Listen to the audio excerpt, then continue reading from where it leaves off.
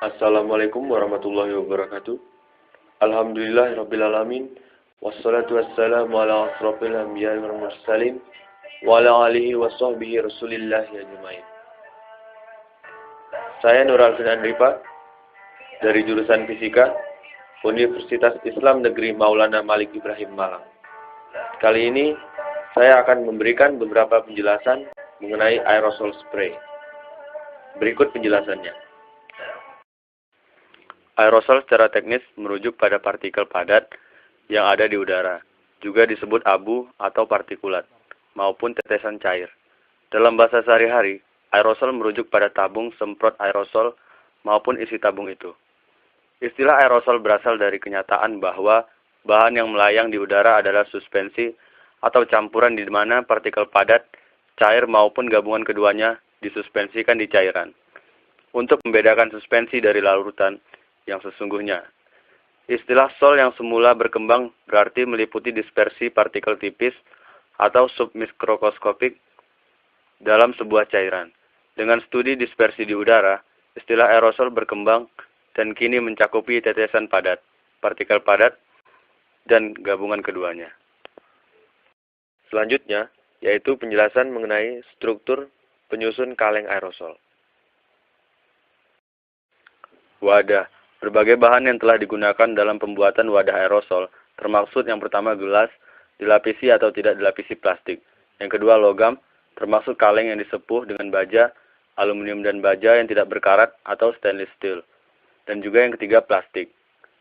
Selanjutnya adalah propelan. Propelan berfungsi memberikan tekanan yang dibutuhkan untuk mengeluarkan bahan dari wadah dan dalam kombinasi dengan komponen lain mengubah bahan ke bentuk fisik yang diinginkan. Sebagai propelan digunakan gas yang dicairkan atau gas yang dimampatkan, misalnya hidrokarbon, khususnya turunan fluoklorometana, etana, butana, dan pentana, atau gas yang dicairkan, CO2, N2, dan nitrosa atau gas yang dimampatkan. Selanjutnya, konsentrat mengandung zat aktif. Konsentrat zat aktif menggunakan pelarut pembantu untuk memperbaiki kelarutan zat aktif atau zat berkhasiat atau formulasi dalam propelan. Misalnya etanol, propylenglikol, dan PEG. Katup terpasang. Fungsi katup terpasang adalah untuk memungkinkan pelepasan isi wadah dari tabung dalam bentuk yang diinginkan, dengan kecepatan yang diinginkan, dan dengan adanya katup yang berukuran dalam jumlah atau dosis yang tetap. Bahkan juga dengan dosis yang tepat. Bahan yang digunakan dalam pembuatan katup harus disetujui oleh FDA. Di antara bahan-bahan yang digunakan dalam pembuatan berbagai katup ialah plastik, karet, aluminium, dan baja yang tidak berkarat. Aerosol adalah campuran zat-zat yang berada dalam fase cair dan gas. Produk-produknya banyak ditemukan pada produk kosmetik, parfum, body spray, deodoran, hairspray, dan lain-lain. Di dalam aerosol yang mempunyai wadah, seperti aerosol kaleng, terdapat zat yang bernama CFC. Fungsi CFC dalam produk aerosol adalah sebagai bahan pendorong atau propelan. Penggunaan CFC pada produk aerosol disukai karena tidak beracun, tidak korosif, dan tidak mudah terbakar. CFC merupakan senyawa yang stabil, sukar bereaksi, namun karena sifat itu, CFC yang teremisi ke udara dapat naik dengan bebas ke stratosfer dan merusak lapisan ozon.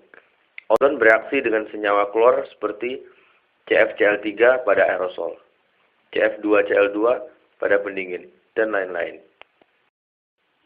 Selanjutnya, adapun propelan dibagi menjadi dua tipe, yaitu gas yang ditekan, contohnya nitrogen atau karbon dioksida, dan gas yang dicairkan, berupa butana, isobutana, dan propana. Cara kerja aerosol dalam sprayer. Aerosol spray bekerja dalam sebuah konsep dasar, yaitu sebuah fluida bertekanan tinggi mengembang untuk memaksa cairan lain melalui nozzle.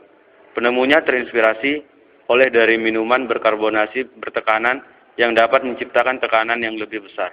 Propelan berfungsi memberikan tekanan yang dibutuhkan untuk mengeluarkan bahan dari wadah dan dalam kombinasi dengan komponen lain, mengubah bahan ke bentuk fisik yang diinginkan. Sebagai propelan, digunakan gas yang dicairkan atau dimampatkan. Contohnya hidrokarbon, khususnya turunan fluoroklorometana, etana, butana, dan pentana, atau gas yang dicairkan, CO2, N2, dan nitrosa gas yang dimampatkan. Sistem propelan yang baik harus mempunyai tekanan uap yang tepat, sesuai dengan komponen aerosol lainnya. Cara kerja aerosol. Aerosol bekerja dengan dasar berikut. Jika suatu gas yang dicairkan berada dalam wadah yang tertutup, maka sebagian dari gas tersebut akan menjadi uap, dan sebagian lagi tetap cair. Dalam keadaan keseimbangan, fase uap naik, fase cair turun. Komponen zat aktif tersebut dilarutkan atau didispersikan dalam fase cair dari gas tersebut. Fase uap gas memberikan tekanan pada dinding dan permukaan fase cair. Jika pada fase cair dimasukkan tabung yang pangkalnya melekat pada katup dan hanya ujungnya yang masuk ke fase cair, maka karena tekanan uap tersebut, fase cair akan naik melalui tabung ke lubang katup. Jika tombol pembuka atau aktuator ditekan, katup terbuka, dan fase cair didorong keluar selama aktuator ditekan. Fase gas yang berkurang akan terisi kembali oleh fase cair yang menguap. Fase cair yang keluar bersama zat aktif, karena titik didihnya terlampaui, akan menguap di udara, menyebabkan terjadinya bentuk semprotan atau spray. Para pendengar yang cermat, tahukah kalian kalau botol spray yang sering kita gunakan selama ini ternyata mengancam kesehatan kita sekeluarga? Selain penyuntikan, tubuh dapat dengan mudah menyerap bahan kimia atau substansi lainnya dengan cepat, menghirupnya dari udara. Ketika sahabat sekalian menggunakan aerosol, sekitar setengah dari material yang dikeluarkan mudah terhirup. Apalagi jika dalam ruangan kecil yang tidak memiliki ventilasi.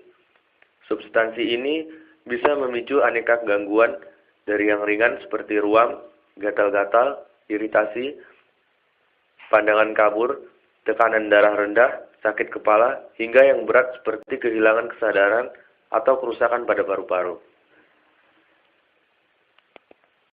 Baiklah, sekian penjelasan mengenai aerosol spray yang dapat saya sampaikan. Wabillahi taufiq wal hidayah. Wassalamualaikum warahmatullahi wabarakatuh.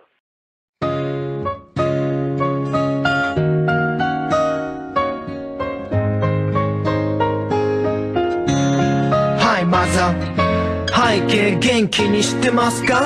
最近連絡しなくてごめん。僕はなんとかやってます。